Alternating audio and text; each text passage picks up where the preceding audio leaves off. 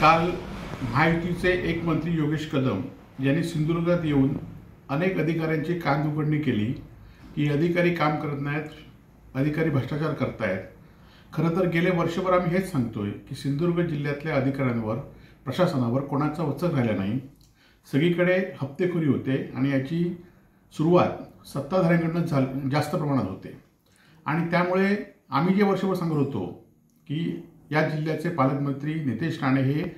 अपयशी ठरलेले आहेत, कुचकामी ठरले आहेत, प्रशासनावर त्यांचा वचक नाही, तेच आज त्यांचेच एका पक्षाच्या सत्तेतल्या मित्रपक्षाच्या एका मंत्र्याने काल सांगितलं आणि त्यामुळे आम्ही जे विरोधक म्हणून फक्त विरोधासाठी विरोध करत नाही तर प्रशासनावर वचक नाही, पालकमंत्री निष्क्रिय आणि कुचकामी ठरलेत हे काल योगेश कदम यांच्या कालच्या आढावा बैठकीमुळे दिसून आलं आणि त्याच्यावर पालकमंत्री कुचकामी आहेत याच्यावर शिक्कामोर्तब झालं।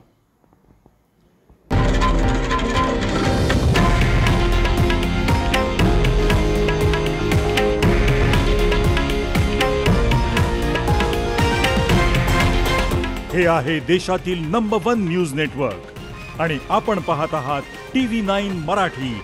एकमेव।